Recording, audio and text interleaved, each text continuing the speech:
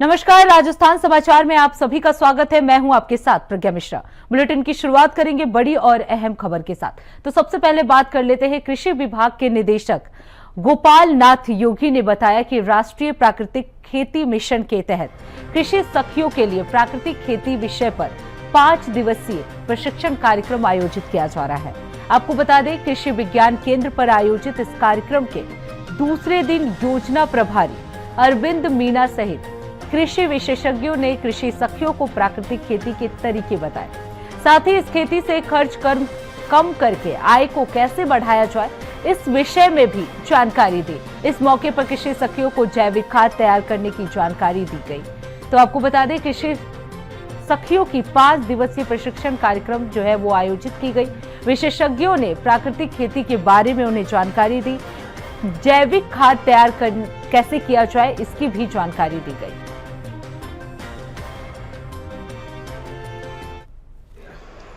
यहाँ कृषि विज्ञान केंद्र में संयुक्त निदेशक कृषि विस्तार जिला परिषद प्रतापगढ़ और कृषि विज्ञान केंद्र दोनों मिल करके प्राकृतिक खेती के ऊपर यहाँ पर कृषि सखियों का एक 5 दिवसीय प्रशिक्षण कार्यक्रम चल रहा है, जिसके अंदर हम कृषि सखियों को ये बताएंगे कि किस तरह से प्राकृतिक खेती की जाती है, प्राकृतिक खेती के क्या क्या कंपोनेंट हैं और उन कंपोनेंट को किसान अपने घर पर किस तरह से बना सकता है। इस सारी की चीज़ों का हम उनको प्रशिक्षण देंगे और ये कृषि सखियाँ अपने संबंधित गांव में जाएगी और उन गांव वाले किसानों को इस बारे में बताएगी कि किस तरह से अपन खेती के अंदर खर्चा कम करें और किस तरह से अपन दवाइयाँ, जैविक खाद, वर्मी कंपोस्ट और नेचुरल फार्मिंग का जो प्रोसेस है उसको किस तरह से कर सकती हैं और किस तरह से किसान अपने खर्चे को कम कर सकते हैं, खेती को एक अधिक आय का सोर्स बना सके और अच्छा जीवन यापन जी सके। इसके लिए सरकार की इस महत्वपूर्ण योजना की जानकारी हम गांव तक पहुंचाने का एक प्रयास कर रहे हैं। ये किन के लिए आयोजित किया जा रहा है? ये कृषि सखियां हैं जो राजीविका के माध्यम से चयनित की गई थी, उन्हीं कृषि सखियों किया जा रहा है। अभी हमारा ये प्रथम बैच चल रहा है, इसके बाद में हमारा द्वितीय बैच चलेगा। उन द्वितीय बैच को भी हम ये सारी जानकारी उपलब्ध कराकर किसानों तक ये सुविधाओं पहुँचाने का प्रयास कर रहे हैं।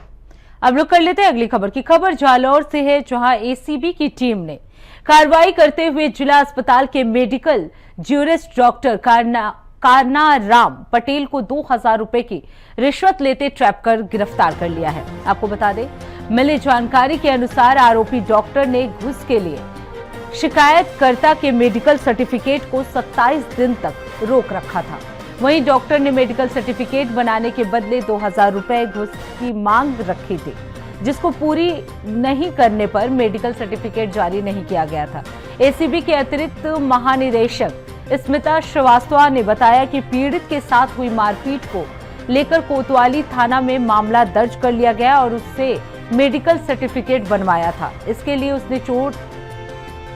उसने चोटों का चोट प्रतिवेदन जारी करने के लिए जिला अस्पताल के ट्रॉमा सेंटर में अप्लाई किया था। इस दौरान सर्टिफिकेट जारी करने के लिए घूस मांगी गई थी। तो पुलिस अधीक्षक मांगी लाल राठौर के नेतृत्व में पूरी कार्रवाई की गई है और इस कार्रवाई के तहत डॉक्टर कानाराम पटेल को 2000 रुपए घूस लेते हुए रंगे हाथों गिरफ्तार कर लिया गया है।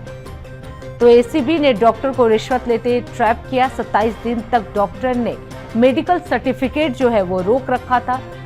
2000 रुपए की रिश्वत मांगी गई थी, जिसको रंगे हाथे एसीबी ने गिरफ्तार कर लिया है।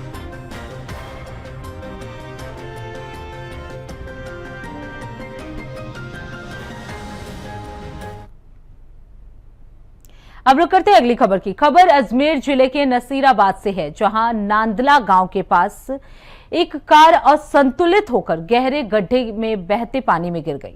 आपको बता दें, इस दौरान गहरे गड्ढे में गिरने की आवाज सुनते ही लोग जो है वो मौके पर पहुंच गए और कार में फंसे व्यक्ति को कड़ी मशक्कत के बाद बाहर निकाला गया। आपको बता दें, कार के एयरबैग खुल जाने के कारण कार चालक किसी भी प्रकार की चोट जो है उसे नहीं आई है। वहीं सदर पुलिस थाना को इसकी सूचना मिल गई। उसके बाद तुरंत मौके पर जो है वो पुलिस पहुंची और क्रेन की मदद से कार को गहरे गड्ढे से बाहर निकाला गया। तो नसीराबाद का ये पूरा मामला है, जहां असंतुलित होकर एक कार जो है वो गहरे गड्ढे में गिर गई। हालांकि एयरबैग खुल जाने की वजह से चालक जो है वो पूरी तरह से सुरक्षित है। फंसे व्यक्ति को ग्रामीणों ने बाहर निकाल दिया है। चालक जो है वो पूरी तरह से सुरक्षित बताया जा रहा है।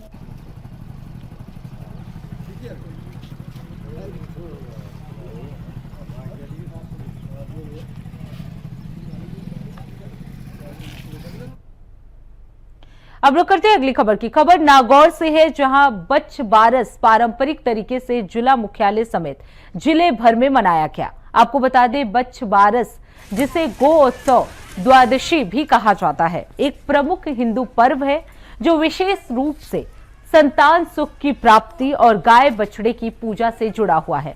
ये पर्व भाद्रपद माह के कृष्ण पक्ष की द्वादशी तिथि को मनाया जाता है। इस दिन विशेष रूप से महिलाएं संतान सुख, संतान की लंबी उम्र और समृद्धि की कामना से व्रत करती हैं। इस मौके पर नागौर शहर के कई इलाकों में महिलाओं ने अपनी संतान की लंबी उम्र और परिवार की खुशहाली की कामना को लेकर गाय और बछड़े की पूजा की। आपको बता दें, इस दिन विशेष रूप से गाय के दूध और उससे बनी चीजें जैसे दही, मक्खन आदि का सेवन नहीं किया जाता है। साथ ही मूंग की दाल खाने को भी मनाही है। इसके साथ ही इस दिन धार वाली और नुकीली चीजों के उपयोग पर भी पाबंदी लगाई गई है, यानी उसकी भी यूज जो है वो नहीं किया जा सकता। तो संतान की लंबी उम्र और खुशहाली के लिए पूरा व्रत मनाया गया। महिलाओं ने इस दौरान गाय बछड़ों की पूजा की है।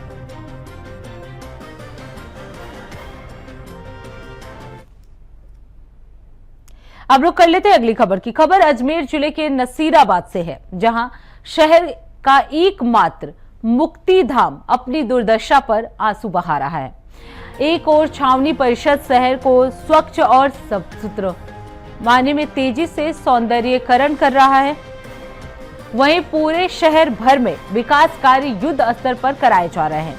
लेकिन वहीं दूसरी ओर मुक्ति धाम की हालत ऐसी होती जा रही है मानो अंतिम यात्रा में आने वाले लोगों को मुश्किलें सहनी पड़े।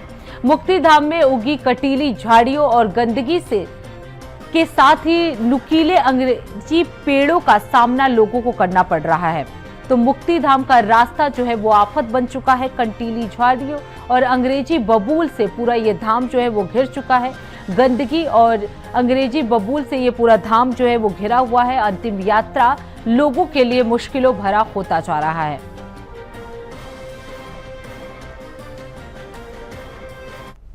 मेरा छावनी परिषद से अनुरोध है कि आज मैं कोई दाह संस्कार में आया हूँ और चारों तरफ कटीली झाड़ियाँ हैं, मतलब परिक्रमा भी नहीं लगा सकते हैं। और छावनी परिषद प्रशासन कम से कम शहर का सौंदर्यीकरण करा रहा है, लेकिन इस शमशान घाट पे भी कुछ थोड़ा ध्यान देवे, जिससे पब्लिक को परेशानी नहीं हो। किस तरीके की परेशानियों का यहाँ पर सामना करना पड़ रहा है? चारों तरफ कटीली झाड़ियाँ हैं, सांप जानवर का पता नहीं है, आदमी मतलब लाश की परिक्रमा नहीं लगा सकता है और चारों तरफ गंदगी का आलम है। तो थोड़ा प्रशासन से अनुरोध है, छावनी परिषद प्रशासन से विशेष अनुरोध है कि वो थोड़ा। आपका नाम? निहाल चंद बढ़ जाते हैं।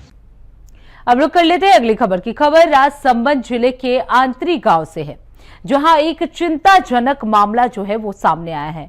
आपको बता दें, एक आदिवासी युवक के साथ बेरहमी से मारपीट की गई है। बताया जा रहा है कि युवक ने अपने काम का वेतन मांगा था, जिस पर आरोपियों ने उसे मारपीट कर अधमरा कर दिया। वहीं घायल अवस्था में युवक को अस्पताल में भर्ती करा दिया गया है, जहां उसका इलाज जारी है। आपको बता दें, ये घटना का वीडियो सोशल मीडिया पर तेजी से वायरल हो रहा है, जिससे लोगों में आक्रोश है। वहीं सूचना मिलने पर केलवाड़ा पुलिस जो है वो मौके पर पहुंची और मामले की गंभीरता को देखते हुए तुरंत कार्रवाई करते हुए 2 आरोपियों को इस मामले में गिरफ्तार कर लिया है। थाना अधिकारी विशाल गवारिया ने बताया कि आरोपियों पर SC/ST एक्ट सहित अन्य धाराओं में मामला जो है वो दर्ज कर दिया गया है। एक अन्य आरोपी की तलाश वो लगातार जारी है। तो राजसमंद का ये पूरा मामला है, जहां एक आदिवासी युवक के साथ जमकर मारपीट की गई। हालांकि इस मामले में SC/ST एक्ट के तहत 2 आरोपियों को गिरफ्तार कर लिया गया है। एक आरोपी जो है वो फरार चल रहा है, जिसकी तलाश वो जारी है। आपको बता दें, वेतन मांगने पर युवक के साथ मारपीट की गई थी और इस मारपीट में ही युवक जो है वो अधमरा हो गया, जिसके बाद से पुलिस जो है वो मौके पर पहुंची और SC/ST एक्ट के तहत 2 आरोपियों के खिलाफ मुकदमा जो है वो दर्ज कर लिया है। 2 आरोपियों को इस मामले में गिरफ्तार भी कर लिया गया है। आपको बता दें, एक आरोपी अभी भी फरार चल रहा है, जिसकी तलाश जो है वो लगातार जारी है।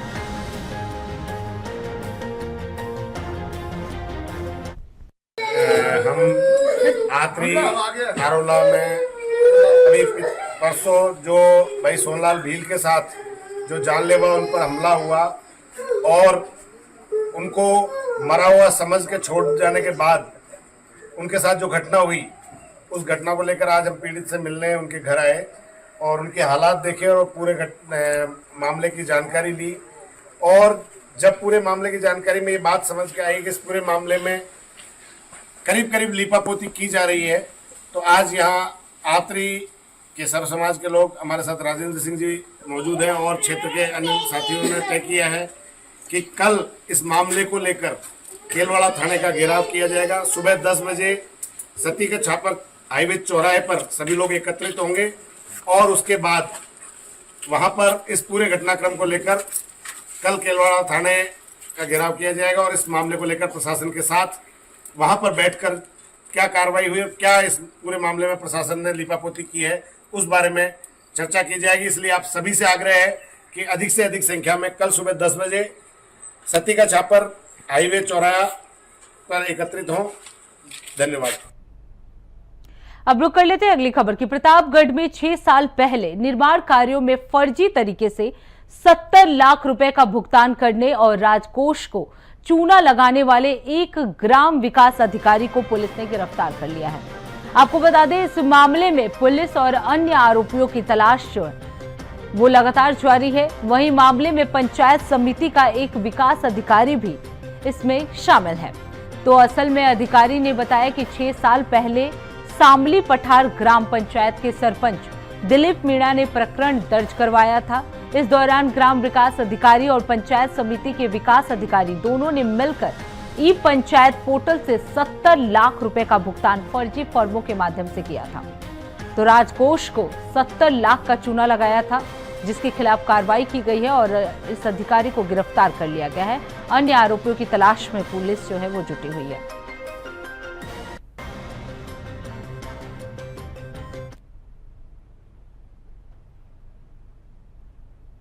अब रुक कर लेते हैं अगली खबर की। पंचायती राज में रिक्त हुए वार्ड नंबर 9 के जिला परिषद और सीमलवाड़ा पंचायत समिति के वार्ड नंबर 16 के सदस्यों के निर्वाचन के लिए रवानगी कर दी गई है। जिला निर्वाचन अधिकारी अंकित कुमार सिंह और अतिरिक्त जिला निर्वाचन अधिकारी दिनेश चंद्र धाकड़ की उपस्थिति में मतदान दलों की रवानगी हुई।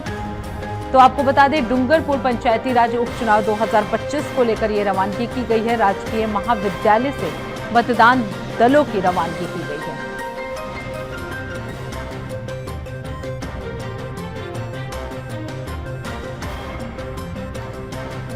तो आपको बता दें, डूंगरपुर का ये पूरा मामला है, जहां राजकीय महाविद्यालय से मतदान दलों की रवानगी कर दी गई है। पंचायती राज उपचुनाव 2025 को लेकर ये रवानगी की गई है। दिनेश चंद्र धाकड़ की उपस्थिति में मतदान दलों की रवानगी हुई है। आपको बता दें, इसमें जिला निर्वाचन अधिकारी अंकित कुमार सिंह और अतिरिक्त जिला निर्वाचन अधिकारी दिनेश चंद्र धाकड़ भी जो है वो उपस्थित रहे और इनकी मौजूदगी में मतदान दलों की रवानगी की गई थी। पूरी सुरक्षा व्यवस्था के साथ ये रवानगी की गई है। आपको बता दें, जिला परिषद और सीमलवाड़ा पंचायत समिति के वार्ड नंबर 9 और 16 में ये रवानगी की गई है। पंचायत राज को लेकर ये रवानगी की गई है। आपको बता दें, सदस्यों के निर्वाचन के लिए ये रवानगी कर दी गई है। जिला निर्वाचन अधिकारी अंकित कुमार सिंह और अतिरिक्त जिला निर्वाचन अधिकारी दिनेश चंद्र धाकड़ भी इस दौरान मौजूद रहे और उनकी मौजूदगी में मतदान दलों की रवानगी हुई है। पूरी सुरक्षा व्यवस्था के साथ ये रवानगी की गई है। आपको बता दें, पंचायती राज उपचुनाव को लेकर ये सभी कार्यक्रम जो हैं वो लगातार किए जा रहे हैं और इसी बीच राजकीय महाविद्यालय से मतदान दलों की रवानगी की गई है। जिला निर्वाचन आयुक्त जो है, उच्चायुक्त भी इस दौरान मौजूद रहे और उन्हीं की उपस्थिति में ये दलों की मतदान दलों की रवानगी जो है वो की गई है। तो डूंगरपुर की ये खबर आपको हम बता रहे हैं, जहां पंचायती राज उपचुनाव 2025 को लेकर प्रशासन जो है पूरी तरह से मुस्तैद नजर आ रहा है और इस दौरान निर्वाचन आयुक्त और निर्वाचन उच्चायुक्त की उपस्थिति में मतदान दलों की रवानगी जो है वो की गई है। तो डूंगरपुर से खबर सामने आई है, जहां पंचायती राज उपचुनाव 2025 को लेकर प्रशासन जो है पूरी तरह से मुस्तैद नजर आ रही है। अधिकारियों की उपस्थिति में, उनकी मौजूदगी में मतदान दलों की रवानगी जो है वो की गई है। तो पंचायती राज में रिक्त हुए वार्ड नंबर 9 के जिला परिषद और सीमलवाड़ा पंचायत समिति के वार्ड नंबर 16 के सदस्यों के निर्वाचन के लिए मतदान दलों की रवानगी जो है वो की जा चुकी है। सभी अधिकारियों की उपस्थिति में ये रवानगी की गई। आपको बता दें, प्रशासन जो है पंचायती चुनाव को लेकर पूरी तरह से मुस्तैद नजर आ रहे हैं। आज हमारे यहाँ पे पंचायत समिति सदस्य और जिला परिषद सदस्य चुनाव उसके लिए पार्टी की रवानगी की जा रही है। सुबह को उनको थर्ड ट्रेनिंग के लिए बुलाए गए थे। थर्ड ट्रेनिंग कंप्लीट होने के बाद भी ईवीएम्स को देकर हम लोग पार्टी की। तो फिलहाल रुकते हैं एक छोटे से ब्रेक के लिए। ब्रेक के बाद जल्द लौटेंगे। देखते रहिए इंडिया वॉइस।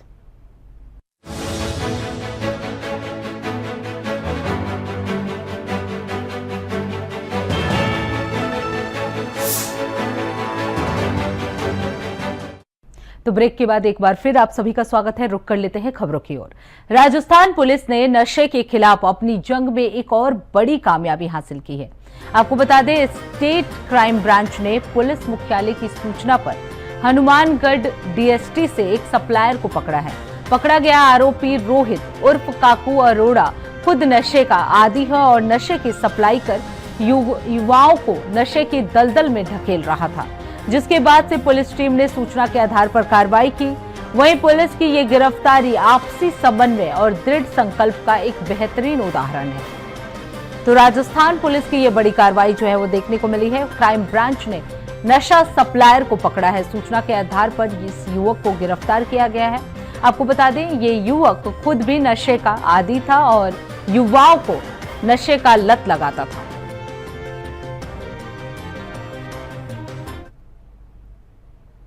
अब रुक करते हैं अगली खबर की। खबर घरसाना से है, जहां पुलिस ने कार्रवाई करते हुए 17 किलो 300 ग्राम अवैध मादक पदार्थ सहित एक आरोपी को गिरफ्तार कर लिया है। इस मामले में पुलिस अधीक्षक श्री गंगानगर ने जानकारी देते हुए बताया कि जिले को नशा मुक्त बनाने के लिए जिला प्रशासन और पुलिस के संयुक्त टीम की मदद से ये कार्रवाई संभव हो पाई है। ऑपरेशन सीमा संकल्प के तहत और महानिरीक्षक पुलिस बीकानेर के निर्देशानुसार विशेष अभियान के तहत मेडिकेटेड नशा, मादक पदार्थों के खिलाफ और मादक पदार्थों में संलिप्त अपराधियों की धरपकड़ के लिए ये विशेष अभियान चलाए जा रहे हैं। ये लगातार कार्रवाई की जा रही है। ये आरोपी डोडा पोस्ट कार से तस्करी कर रहे थे। पुलिस ने कार को जब्त कर लिया है। वहीं आरोपी के खिलाफ एनडीपीएस एक्ट में मामला दर्ज कर जांच की जा रही है।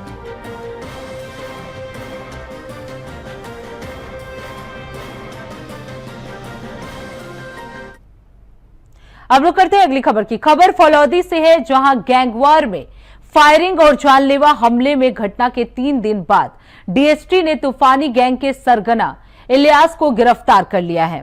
आपको बता दें, 007 गैंग और तूफानी गैंग के बदमाशों ने मिलकर दूसरे गैंग के सदस्यों पर फायरिंग की थी। इस हमले के कारण आपसी रंजिश, पुरानी दुश्मनी, परस्पर प्रतिस्पर्धा बताया जा रहा है। बता दें कि इस प्रमुख कार्रवाई में डीएसटी के भगवाना राम की विशेष भूमिका रही है। तो फलौदी पुलिस को बड़ी सफलता मिली है। तूफानी गैंग का सरगना जो है वो गिरफ्तार हो गया। आपको बता दें, ये सरगना जो है वो दूसरे गैंग पर भी हमला किया करते थे। हमले का जो कारण है वो आपसी रंजिश जो है वो बताई जा रही है।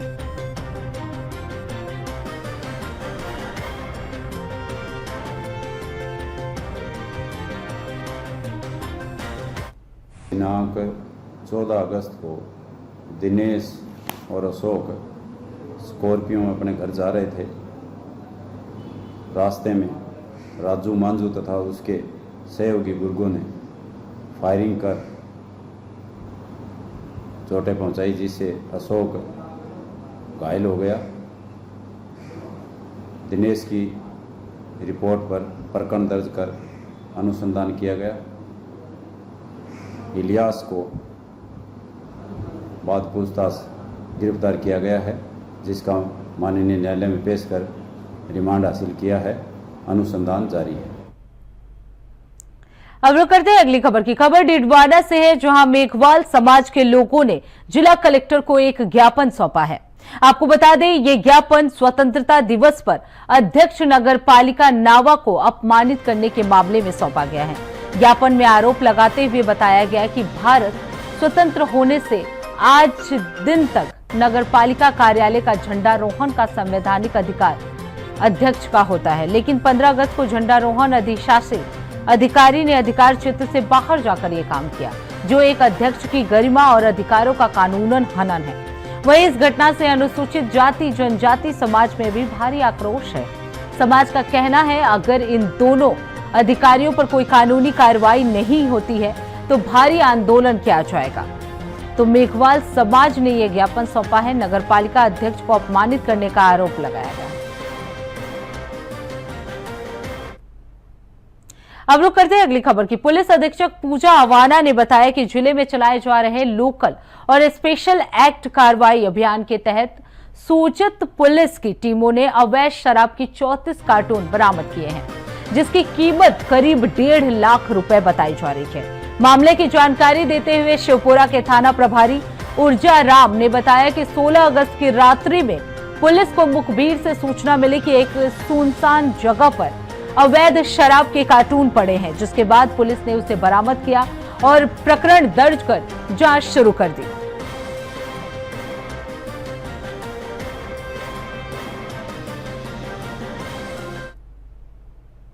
तो फिलहाल राजस्थान समाचार में बस इतना ही। देश दुनिया की तमाम बड़ी खबरों के लिए देखते रहिए इंडिया वॉइस। तब तक के लिए नमस्कार।